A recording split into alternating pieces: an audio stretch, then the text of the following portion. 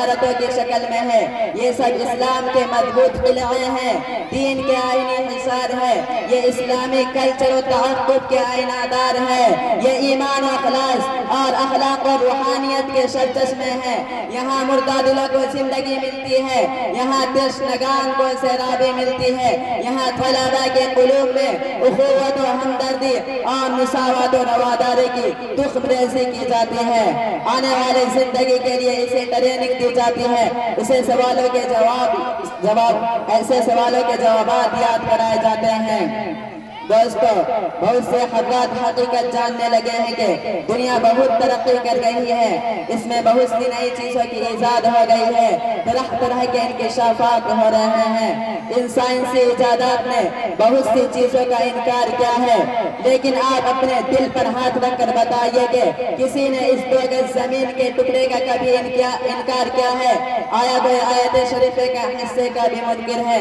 ارشاد ربانی ہے فَإِذَا جَاءَ أَجَلُهُمْ لَا يَسْتَأْخِرُونَ سَاعَةً وَلَا يَسْتَقْدِمُونَ۔ زندگی کو بھی کوئی واپس لا سکا ہے، گزشتہ لمحات بھی کسی کے بس میں ہے، سانس کی رفتار پر بھی کسی کا قابو ہوا ہے۔ ان سب کا جواب آپ یہی دیں گے کہ یقیناً یہ کام آج تک کسی سے نہ ہوا ہے اور نہ ہی قیامت تک ہوگا۔ جب ہمیں اس کا یقین ہے کہ مرنا ضرور ہے، میزان عدل کا وجود اور حساب و کتاب ہونا ہے، جس نے پیدا کیا ہے وہ زندگی کے بارے میں پوچھے گا، ان نعمتوں کے بارے میں سوال کرے گا، قبروں میں سوال و جواب ہوں گے۔ ان سب سوالوں کے جوابات کی مشق و تمرین کرائی جاتی ہے۔ دوستو، مال و دولت، بہترین کالج، بڑی بڑی یونیورسٹیاں نہیں دے سکتی، ارکان حکومت اور ماہرین قانون اس کے جواب سے قاصر ہے۔ یہ جواب اگر مل سکتا ہے تو انہی مدارس و مکاتب سے، یہ سبق اگر حاصل ہو سکتا ہے تو انہی بوریہ نشین علماء کرام سے، اور لازوال و ابدی زندگی میں خلاصی اور روزگاری ہو سکتی ہے تو انہی فرقہ پوش اور عبداللہ مسئول ہونے والے حضرات سے۔ علامہ اقبال رحمت اللہ علیہ کہتے ہیں، نہ پوچھ ان فرقہ پوشوں کی ارادت ہو تو دیکھ ان کو، نہ پوچھ ان فرقہ پوشوں کی ارادت ہو تو دیکھ ان کو، یہ دے بیضا لیے بیٹھے ہیں اپنی آستینوں میں۔ اس لیے اس طرح بحال زندگی کے لیے جہاں ہمیشہ رہنا ہے، وہاں کی تیاری کے لیے، عقائد و افکار صحیح سنوارنے کے لیے ان مدارس کا ہونا ناگزیر ہے۔ دوست حاضرین اکرام، مغلیہ سلطنت کے زوال کے بعد اسلام پر ایک ایسا دور آیا اور امت مسلمہ ایسے نازک مرحلوں سے دوچار ہوئی جس نے پورے ہندوستان کے مسلمانوں میں اضطراب اور بے کلی پیدا کر دی۔ ان پر ہر طرف سے یلغاریں ہونے لگی، ان کے عقائد کو مسخ کیا جانے لگا، دینی و فکری ارتداد پیدا کرنے کی منظم سازشیں ہونے لگی، ان کی اقتصادی معاشرتی زندگی کو مفلوج کر دیا گیا۔ اس وقت ایسا معلوم ہوتا تھا کہ سلطنت اور شاہانہ اقتدار سلطنت اسلامی کے زوال کے ساتھ ان کے علمی اس وقت ایسا معلوم ہوتا تھا کہ سلطنت اسلامی کے زوال کے ساتھ ان کے علوم و فنون اور تہذیب و تمدن بھی آخری ہچکلے کھا رہے ہیں۔ ان حالات میں خدائے کار ساز کے چند بندے کھڑے ہوئے اور انہوں نے حالت کی رفتار کا گہرا قاعدہ لیا اور ماحول کے تقاضے کو پہچانا تو انہیں محسوس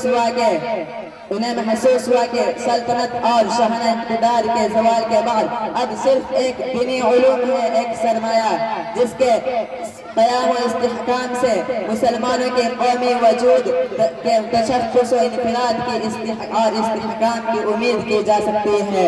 چنانچہ انہی ضرورتوں سے ہنگامہ 1857 عیسوی کے بعد مدارس ہندوستان میں قائم ہوا۔ نمبر 1، 1282 ہجری نمبر 1 1282 ہجری میں دارالعلوم دیوبند قائم کیے گئے۔ نمبر 2 1283 ہجری میں مدرسہ مجاہد علوم، اور نمبر 3 شاہی مراد آباد قائم کیا گیا۔ دارالعلوم دیوبند اسی سیاسی ظلمتوں کے خوفناک ماحول میں مسلمانوں کے لیے علوم و فنون کا ایک مینارہ نور ثابت ہوا، اور دارالعلوم دیوبند کے قیام کے بعد ملک میں سینکڑوں ہزاروں مکاتب و مدارس کھلتے چلے گئے، جن میں اور جگہ با جگہ وہاں کے ضرورتوں کے مطابق دینی اور اسلامی مدارس قائم کیے گئے، جس میں ندوۃ العلماء لکھنؤ، جامعہ اسلامیہ ڈابیل، مدرسہ احمدیہ امینیہ، مدرسہ عربیہ اسلامیہ جامع مسجد، مدرسہ اسلامیہ عربیہ بیت العلوم، مدرسہ قاسم العلوم اور خانقاہ رحمانی مونگیر وغیرہ، جو تاہنوز اسی شان و شوکت کے ساتھ قائم ہے۔ اس کے لاکھوں ہزاروں فضلاء آج تمام اسلامی اور غیر اسلامی ملکوں کے گوشے گوشے اور چپے چپے میں کنتم خیر امت کے مشتاق بن کر رسالت معاب کی تبلیغ و تعلیم میں ہمدن مصروف و منہمک ہے۔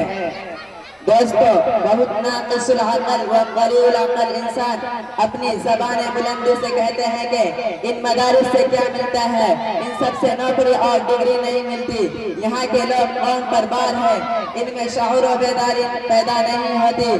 میں ان کنج فہموں سے میں صرف اتنا عرض کرتا ہوں کہ روزی اور روٹی کا مسئلہ کوئی اہم مسئلہ نہیں ہے، اس کا وعدہ خداوند قدوس نے ہم سے کیا ہے۔ ارشاد ربانی ہے وَمَا مِن دَابَّةٍ فِي الْأَرْضِ إِلَّا عَلَى اللَّهِ رِزْقُهَا، اور یہ بھی طے شدہ بات ہے کہ روزی کا تعلق قسمت سے ہے، عقل سے نہیں۔ اگر عقل سے تعلق ہوتا تو بے وقوف بھوکے مرتے، لیکن نظام قدرت سے خوش ہے، اس لیے ہم مسلمانوں کا اصل مقصد اور مقصد زندگی پیغام خداوندی ہے۔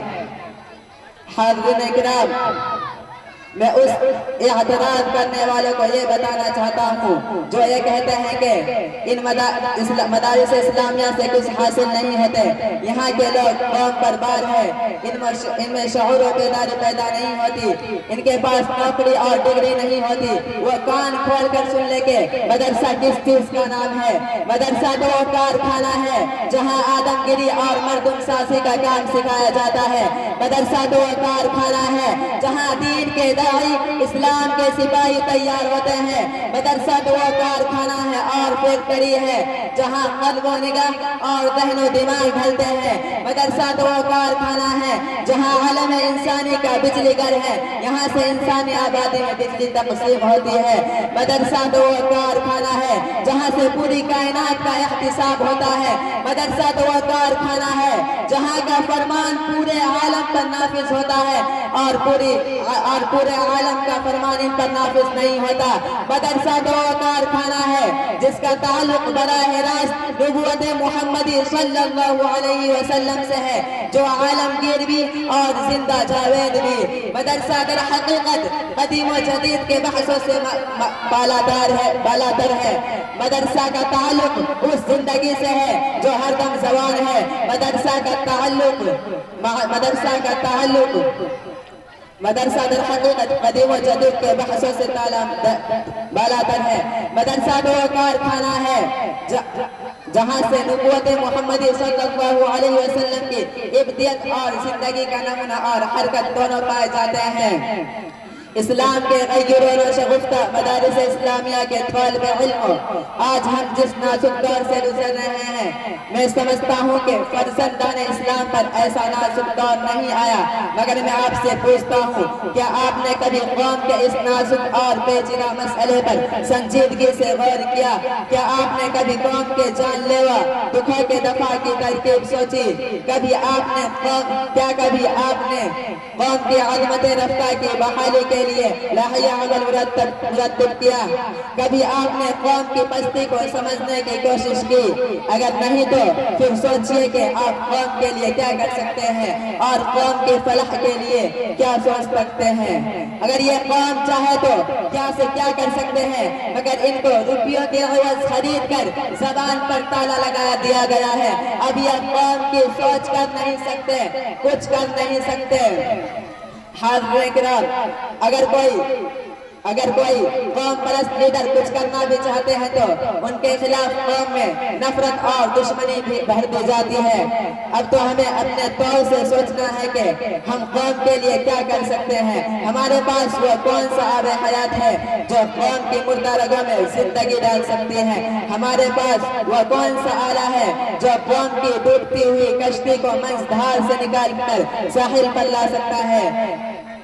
میرے عزیز ساتھیوں، آپ کے پاس وہ قوت ہے کہ دیکھتے ہی دیکھتے ساری دنیا کو ریس کر گھٹنوں بیٹھا دے گی۔ ارے آپ کے پاس کیا نہیں ہے؟ آپ چاہے تو جنگل کے بے زبان جانور آپ کے توابع و مطیع بن جائے، آپ چاہے تو خشک دریا میں روانی آ جائے، آپ چاہے تو ٹھاتے مارتے سمندر راستہ دینے کے لیے بے قرار ہو جائے۔ آپ دولت مند نہیں صحیح، آپ صاحب اقتدار نہیں صحیح، مگر آپ علم و اخلاق، ایمان و یقین، زمان و قلم کے دولت سے مالا مال ہے۔ آپ کے پاس علم ہے، اخلاق ہے، محبت ہے، ایثار ہے، تہذیب ہے، سلیقہ ہے، زبان ہے، قلم ہے، بیان ہے، اور سب سے بڑی دولت آپ کے پاس عالمگیر صداقت و حقانیت ہے۔ دوستو، اگر قوم اس سے چند باتوں پر اپنا تقریر ختم کرنا چاہتا ہوں۔ وآخر دعوانا ان الحمدللہ رب العالمین۔